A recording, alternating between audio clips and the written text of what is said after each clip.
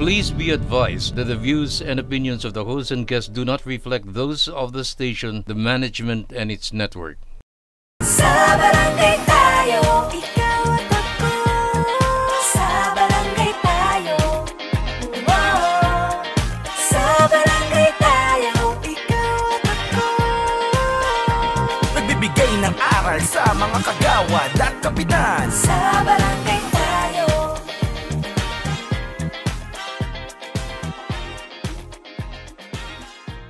Welcome back mga kabarangay. Ngayon naman po sa atin pong third segment, tungo naman po tayo sa mga katanungang pambarangay, mga komento at pinadalang mga tanong po sa ating programa. By the way mga kabarangay, please continue watching po pala our show not only on YouTube, pero sa mga cable satellite networks rin po on GSAT and Sky and other stations as well. Sa atin pong YouTube channel, meron na po tayong over 384 videos na po at halos lahat po ng nais po ninyong pag-usapan o mga topic ay diniscuss na po natin. Pwede po ninyong balikan by subscribing, liking, and clicking the notification bell. Kags Marie. Alam mo naman 384 videos na tayo. Opo. Since that time, siguro, well, kayo yata ni Cap Dondon, may mga 20 na rin kayo siguro. Si Kags Marie. Si Kags Marie. Bata pa ako. Yan bata, ikaw pinaka... Fresh na fresh po pa. Fresh na Hindi natin fresh. akalain, SK may magti-384. Oh, Malapit na oh. tayo mag-400. Yes. Sa 400, magpapakain si Cap. Yun. Yun. Yun. At ang mga subscribers din po natin, dumadami na po paunti-unti. Almost 70K. Hopefully this year, ma-awardan tayo ng YouTube na 100K Silver Button Award. Pero ayokong pangunahan, pero we'll get there. Papunta po tayo dyan dahil po sa inyong lahat. Yes. At nagpapasalamat kami sa honor na yon na ibibigay sa yan. Tuloy, ibibigay po sa atin.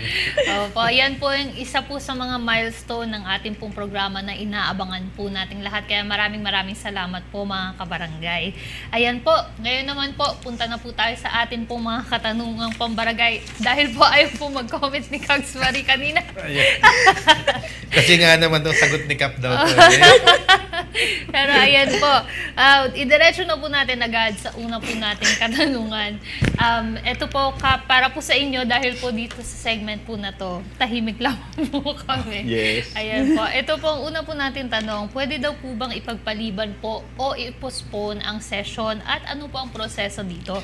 Kap, ang pinanggagalingan po nung katanungan po na to, may mga nagtatanong po sa atin, bakit daw po paulit-ulit po na pinupospone ng session? Pwede daw po ba yun? Ano po masasabi po ninyo dito? Actually, SK Mike, doon po doon sa nagtanong. Kasi usually on a normal, hindi ho pinopostpone ang session. Kasi, sinasabi po sa inyo yan ahead of time eh. Sinasabi po sa kagawad, saka ng secretary, saka ang kapitan na nagsasabi niyan, Sek, pwede tayo Saturday, ganito, next Saturday. Or nakalagay na po sa IRR natin yan. Every Saturday, first Saturday, saka third Saturday of the month, may session tayo. Nakalagay na po yun. So, ikaw si kapitan, ikaw si kagawad, force majeure na lang po kung kapag nawala ho kayo doon. So, magsasabi na lang na, o kaya, on leave kayo. So, hindi po usually pinopostpone. Pero, nangyayari naman po yan. Kahit naman po sa akin, nangyayari yan. Kung alimbawang dumating si Karina, may session po kayo, syempre, unahin niyo po si Karina at yung welfare ng inyong mga constituents bago kayo mag-session. So, i-move niyo na lang yun. Yun po, it happens eh. Di ba, Kags Butch, Kags Marie? Opo. Yun nga po, Kape. Siguro, offshoot din to ng mga tanong ng ating mga netizens, mga kabarangay na bakit daw hindi naman kasi daw mabigat na rason. At palagi na uulit na biglang nagkalakas si Kapitan, di ba? So, yun nga po, hindi talaga, generally speaking, hindi talaga dapat na postpone ang session. Kung ano yung napag-usapan sa inyo, sa council, kung kailangan talaga masunod by hook or by crook. Kasi yun ang trabaho talaga natin. Yes. Yan po, maraming salamat po. Ito naman pong kasunod na katanungan, ang acting kapitan daw po ba ay may karapatan pong magpatanggal ng isang chairman ng isang komite? Ako pa ulit, no? Opo, Depende. Okay. Meron pong opinion na nilabas ang DILG pagdating dyan. Actually, makikita nyo rin po ito sa Local Government Code. Dahil doon din bumasa ang ating kaibigan, ang inyong host before, si Yusek Martin Dino. Sa kanya po nanggaling yung opinion na kapag may temporary vacancy ang isang official legislative o official or office of the local chief executive, governor, mayor, punong barangay, pwede po kung ang nawala siya for more than 30 days. Pero kung less than 30 days, yung acting na naging punong barangay ay hindi po pwedeng basta-basta mag-alis na kahit sino. Pero kapag lumagpas na po ito ng 30 days, halimbawa ako, nag-leave ako, 2 months po akong nawala, nagpunta po kunyari ako ng Amerika, 2 months po kunyari akong nawala, yung acting po, pwede na mong magpalit ng o temporarily para sa kasi babalik naman po ako. Pwede siyang maglagay ng kung sino man yung committee chairman na gusto niya. Pero kung hindi pa nagta-30 days, may pinagbabasihan po yan isang DILG Opinion number 12 series of 2022. Hindi po ako basta nagsasalita lamang na nagsasabi ng isang opinion ko. Ito ay galing mismo sa opinion ng DILG. Yun po. Kung pwede, pwede kayo kung gusto niyo magpalit, kung kayo yung acting, basta nakalagpas na po yung 30 days. Okay. I-mock session natin kunyari ito. Si Kagawad Marie ang chairman ng infrastructure. Wala si Kapitan Dondon at nag-file ng leave ng 30 days na mawawala sa barangay. So, ang naging acting kapitan ay si Kagawad Bush Sarano. Sa 30 days na yon, wala akong discretion na magpatanggal ng sino mang chairman. Pero after ng 30 days o 31 days, kung ano man, after 1 month, nagkakaroon pala ako na pwede ko na palang diskartehan yun. Out of my own volition, pero at risk. Kasi kahit na pinaltan ko si Kagawad Marie at pinaltan ko si Kagawad May Salazar as chairman ng infrastructure, pagdating naman ni Kapitan Dondon at babalik naman talaga yan, so at least ako, babalik lang niya si Kagawad Marie. Ganun lang yan. Nagkabastusan pa kami. Hindi rin maganda ang kalalabasan ng mga relasyon natin. Sira na. Kasi alam ko naman na babalik si Kapitan Dondon, bakit nagpalit pa ako ng chairman? Out of respect, kahit na umover siguro yung chairman, although kahit na may discretion kayo, wag na lang sanang gawin kasi babalik din si chairman at ibabalik din niya yung chairman ng committee na yon dahil yun ang gusto niya. So, that in itself is an exercise of some sort of parang over and beyond yung power mo as acting. Although binibigay sa'yo na magkaroon ka ng discretion magpalit, pero huwag mo namang talagang sundin, abusuhin, dahil alam mong babalik pa ang kanyang kapitan. Para lang po sa relationship na maganda, ang sinasabi natin. Yun. Singit lang po ako, Kags Butch. Itong sinasabi po namin, itong sinasabi ko ay galing sa Section 46 of the Republic Act 7160 o yung Biblia po natin, yung Local Government Code. So, yung Section 46 is about temporary vacancy in the office of the local chief executive. So, basahin nyo na lang po yun at para at least makikita nyo po yan kung ano po yung mensahe nung section na yun para sa atin. Actually, pagka-cap, tama yun. Binasa po natin yun eh. Ang example doon, mayor eh. Wala naman sinabing kapitan. Pero by and large, because executive kayo, mayor, governor, yung hinain po ni company na governor, mayor, tsaka kapitan, ano yun,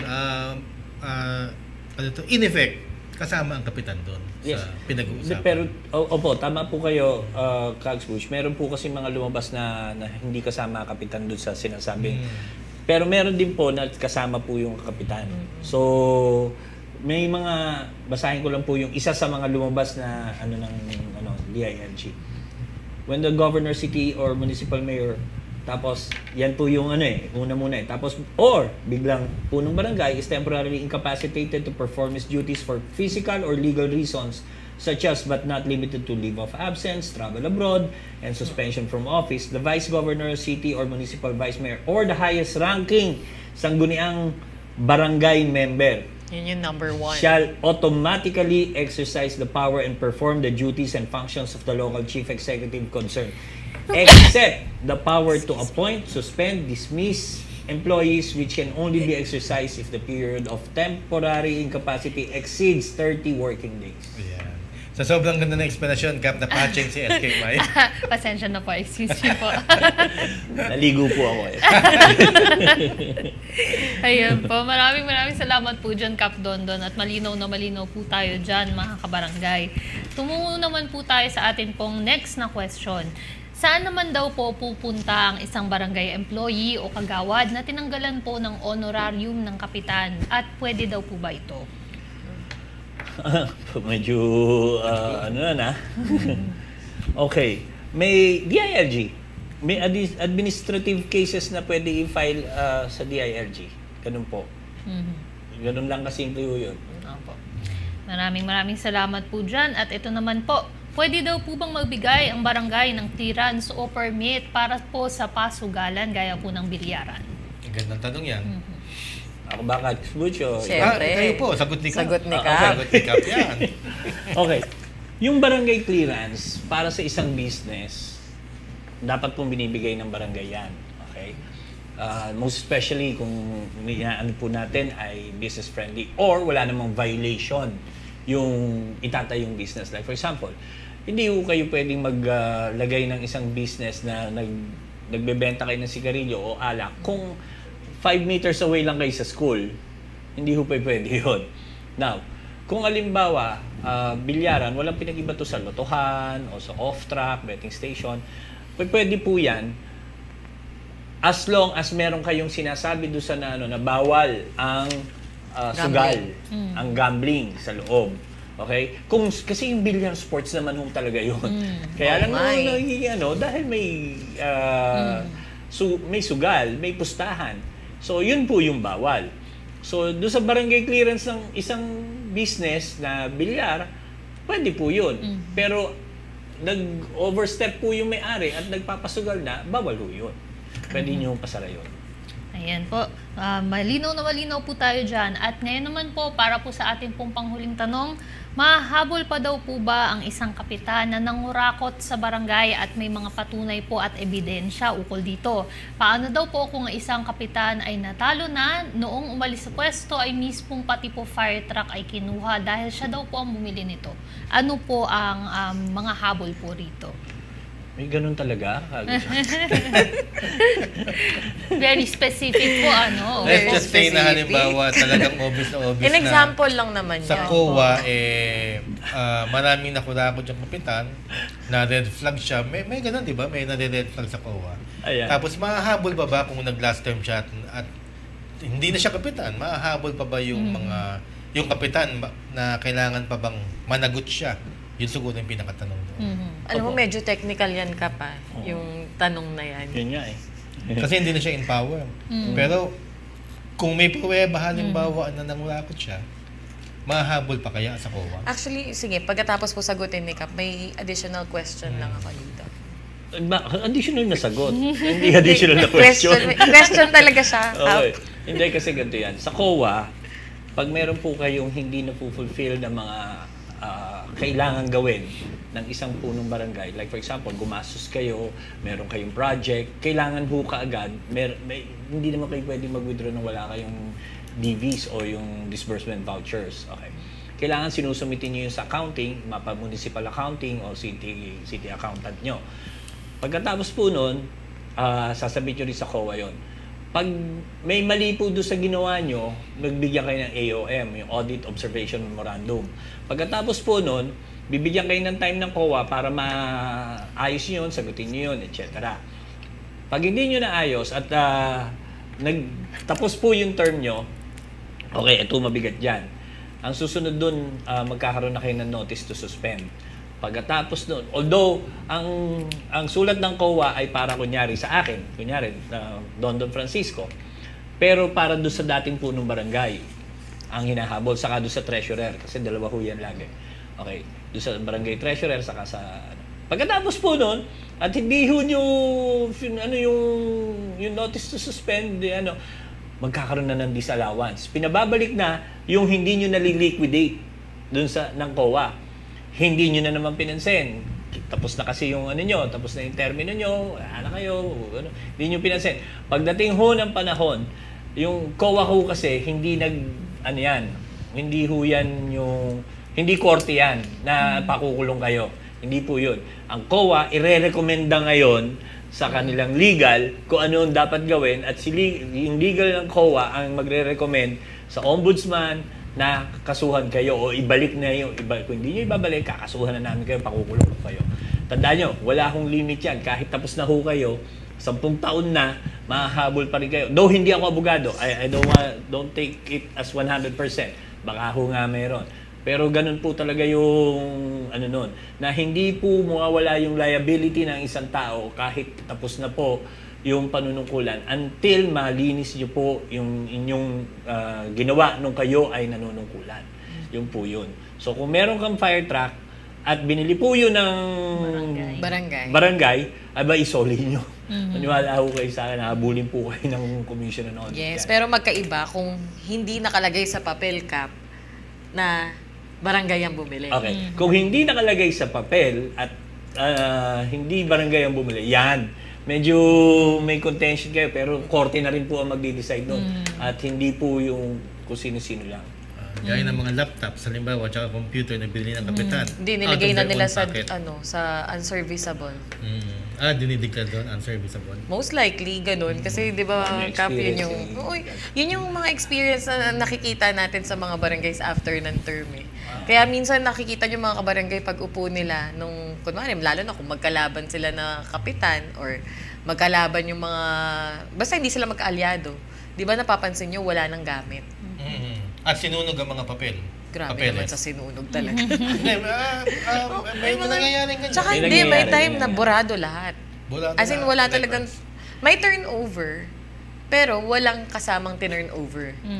Kaya yun, isa rin yun na mga kabarangay, ingatan nyo po yan, lalo na pagka turnover, i-double check nyo kung ano yung mga pinipirmahan po ninyo. Kasi at the end of the day, kayo na po ang magiging liable dyan dahil napakahalaga po ng transmittal na yan eh. Tama ba, Kap? Tama.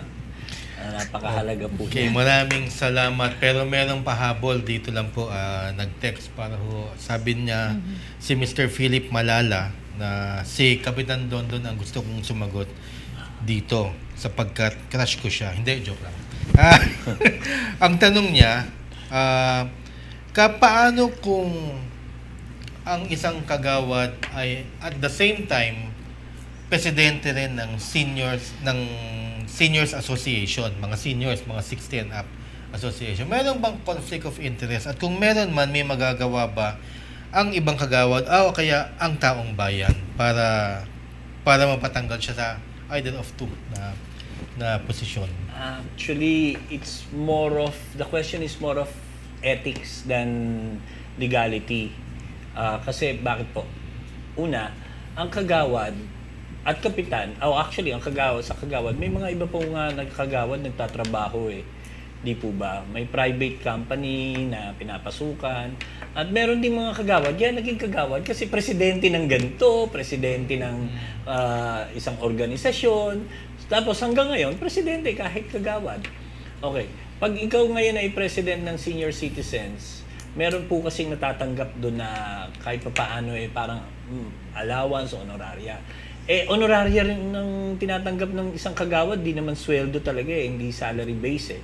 So, technically, wala akong double compensation doon.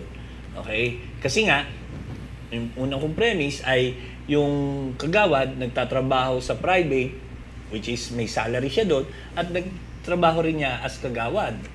So, I don't see any conflict of interest pagdating sa, sa aspeto yun. Now, saan papasok yung siguro yun yung nakikita nating o nakikita ng mga nagtatanong na conflict of interest. paano naman po yung gustong ipatupad ng mga batas o ng mga programa o i-implement ng mga ordinansa? Doon magkakaroon talaga ng problema. Lalo na kung kailangan meron kayo ipatupad na medyo tawag dito, yung maghihigpit pagdating sa mga programa ng senior, doon medyo wag ikaw. Siyempre, for delicadeza purpose, ikaw kasi part and parcel doon. Or kung meron ka matatanggap na mga biyaya galing sa taas, siyempre, mas maganda i-share mo na lang at pakainin mo yung trustees mo kung ikaw ay senior citizen president. So, may trustees ka dun So, ibaba mo na lang. Kasi dun, sa totoo lang, dun medyo may conflict of interest. Hamig lahat Di po ba? Yun ang problema dun. Yan. Well, oo naman. Bale, ang sinasabi po ni Cap doon, pagka may conflict of interest, ang talagang tinatamaan dyan, yung delikadesa ng nakaupo. Na alam na niyang medyo matatanong siya, pero tinutuloy pa rin niya. Although wala namang batas na nagbabawal. So, delikadesa. Pagka naman legal, yun, iba na ang usapan pagka may halong legal na. Self-serving na nangyayari. Kaya pwede siyang kasuhan doon. So, maganda sigurong topic yan, na yung conflict of interest, isang buong segment tayo kung ano talaga yung mga galawang may conflict of interest, kailangan delikadesa, at saka yung pinag-usapan natin kaninang hamon sa SKs na maganda magkaroon sila ng magandang programa de gobyerno ng sarili nila, ipapalatag natin sa isang magaling na SK na chairperson na iimbitahin natin. Tama ka, Kags Butch. Madami manonood sa atin lalo niyan. Yes. Alam niyo kung bakit? Maraming tatamahan dyan sa conflict of interest. Marami talaga. Pero, actually, mas stricto yan sa national Sorry, napapatagal na naman. Kasi pag halimbawa ikaw ay senador o congressman at ikaw ay abogado at the same time, hindi ka makakapag-practice Kasi yung undue influence mo sa korte at pagharap mo ay ikaw senador, pero may kliyente ka at tumarap ka doon na abogado ka nga lang, pero senador ka at the same time, bawal yun. Yun, conflict of interest. Pero sa barangay, wala namang masyado kasi non-partisan, honorarium lang tayo. Pangalawa, dahil sa hindi naman excuse to, pero mga kagawad talaga may negosyo yan kaya sariling trabaho sa mga private companies. Nagsa-sideline pa yung mga yan. So, maganda pag-usapan niya, mag-invite tayo ng special guest. Baka siguro taga DILG para pag-usapan ng mas malalim ang conflict of interest. Siguradong aabangan yan ng ating mga kabarangay. Kaya sa ating mga kabarangay, please don't forget to follow our YouTube page, at YouTube channel and Facebook page. Kanina kasi naasar ako ni Mai, sabi niya. Parang yes, SK Mai, yes, back to you. Maraming salamat doon, Kags Maria, at maraming salamat po, Cap and Kags Butch. Maraming salamat din po mga kabarangay sa inyo pong pagtutok sa isa na namang araw na makabuluhang talakayan para sa ikagaganda ng serbisyong barangay. Sana po ay patuloy po kayo nakakakuha ng impormasyon at inspirasyon po mula po sa atin pong programa. Sa ngalan po ng ating pangbansang kagawad, Kags Butch Serrano, ni Cap Don Francisco at ni Kags Marie Formentera Ferrer, ako po muli ang inyong lingkod, SK Mai Salazar. Magkita-kita po tayo muli sa susunod na linggo. Dito lang sa Barangay Tayo. Sa barangay tayo, ikaw at ako. Sa barangay tayo. Wow. Sa barangay tayo, ikaw at ako. Nagbibigay ng aral sa mga kagawad at kapitan. Sa